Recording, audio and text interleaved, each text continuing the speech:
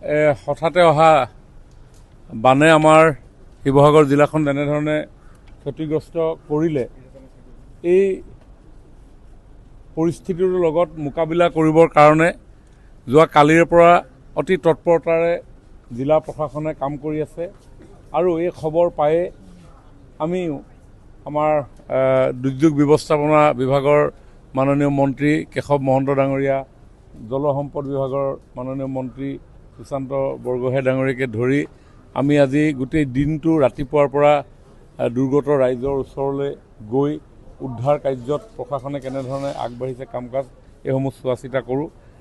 বিশেষভাৱে কেইবাটাও অঞ্চল যোৱা কালিৰ পৰা বানত আক্ৰান্ত হৈছে। নাজিৰা টাউন, লিগিৰি পুখুৰী, ভোলান কাটনি, সুন্দৰ পুখুৰী, বিহুবৰ, চন্তক, শিমলুগুৰি, ধিতাই পুখুৰী, গড়মূৰ ব্ৰিজ এৰিয়া, গড়গাঁও, লোণপুৰীয়া, মাউত, দৰিকিয়াল এইসমূহ গাঁও আমাৰ এই বানত আক্ৰান্ত হৈছে আৰু এই আক্ৰান্ত লোকসকলক উদ্ধাৰ কাৰ্য আমি চলাই আছোঁ। প্ৰায় 30খন SDRF, NDRF বোটেৰে তেওঁলোকক আমি সুৰক্ষিত স্থানলৈ স্থানান্তৰ কৰিবৰ কাৰণে আমি কাম কৰি আছোঁ। প্ৰায় এতিয়ালৈকে 2000মান মানুহ ৰেস্কিউ হৈছে আৰু এই ৰেস্কিউ লোকসকলক আমি কেইবাটাও ৰিলিফ কেম্প নিৰ্মাণ কৰিছোঁ।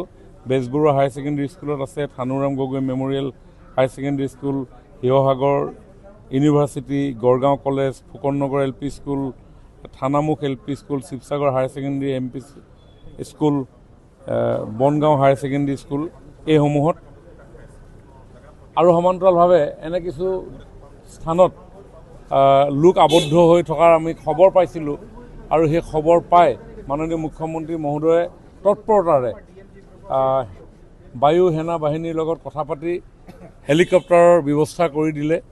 4খন হেলিকপ্টাৰ আমি সেই অঞ্চলসমূহলৈ প্ৰেৰণ কৰিছিলোঁ, কিন্তু হেলিকপ্টাৰ গৈ পোৱাৰ পিছত সেইসকল লোক তেওঁলোকে স্থানান্তৰিত হ'বৰ কাৰণে ইচ্ছা প্ৰকাশ নকৰিলে।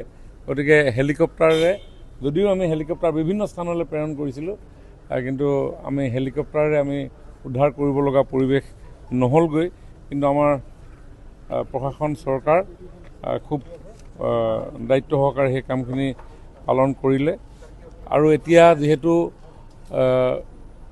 ৰিলিফ কেম্পলৈ আহিব, যাতে এই ৰিলিফ কেম্পত ভাল ধৰণে থকা খোৱা যাতে ব্যৱস্থা হয় তাৰ প্ৰতি আমি লক্ষ্য ৰাখিছোঁ।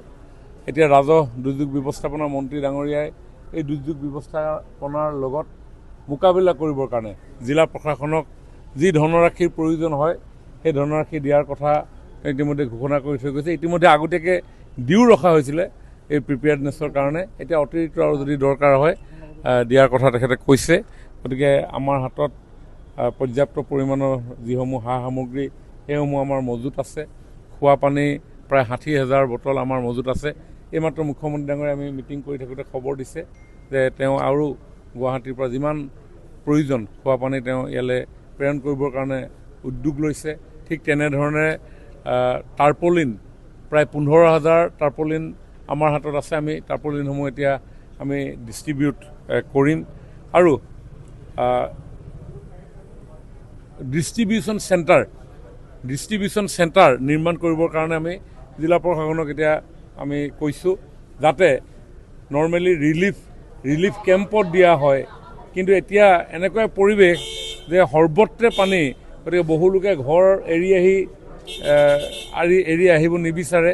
সেইকাৰণে ৰিলিফ চেণ্টাৰ কিছুমান আমি নিৰ্মাণ কৰিব কৈছোঁ, যাতে সেই ৰিলিফ চেণ্টাৰত ঘৰতে থাকিও যাতে তেওঁলোকে ৰিলিফ পায়। গোটেইখিনি কাম আমি সফলভাৱে আমি কৰি আগুৱাই গৈ আছোঁ। আজিৰ দিনটোলৈকে কি আছিলে, মেইনলি ৰেস্কিউ অপাৰেশ্যনটো নহয়, মানে গোটেই জিলাখনত ইমান হঠাৎ এই ঘটনাটো ঘটিছে। ইয়াতে ৰেস্কিউ বাহিৰে বেলেগ কোনো উপায় নাইকিয়া হৈ আছে। ইয়াতে কণ্ট্ৰল ৰুম আছে, কণ্ট্ৰল ৰুমত কমেও 4টা ফোন নম্বৰ আছে, 4টা ফোন নম্বৰ মেছেজ আহি আছে, তেওঁলোকক ৰেছপন্স কৰিব লগা হৈছে। লগে লগে আমি বোট এৰেঞ্জমেণ্ট কৰিব লগা হৈছে। গুৱাহাটীৰ পৰা বোট আনিব লগা হৈছে, আমি ধেমাজিৰ পৰা আনিব লগা হৈছে, তিনিচুকীয়াৰ পৰা বোট আনিব লগা হৈছে, নগাঁৱৰ পৰা, মৰিগাঁৱৰ পৰা, এনেধৰণে মানুহক ৰেস্কিউ কৰাটো ফাৰ্ষ্ট আমাৰ প্ৰাইম কাম আছিলে। গতিকে ইতিমধ্যে আমি মোটামুটি এটা কণ্ট্ৰলিঙত গোটেই বস্তুটো এতিয়া আহিছে। গতিকে এতিয়া ৰেস্কিউৰ সমান্তৰালভাৱে আপুনি কোৱা যিটো ৰিলিফ, সেই ৰিলিফো এতিয়া পাব, কোনো প্ৰব্লেম নাই। আপুনি মোক দি দিবচোন হিচাপটো, কাৰণ এনেকুৱা কথা নাই যে মানে ইমান বিস্তীৰ্ণ অঞ্চল হৈ আছে, মানে কোনফালে কেনি যাব নাযাব কোনো আইডিয়া নাইকিয়া হৈ আছে। গতিকে আপুনি খবৰটো দিলে লগে লগে আমি তালৈ মানুহ পঠিয়াম।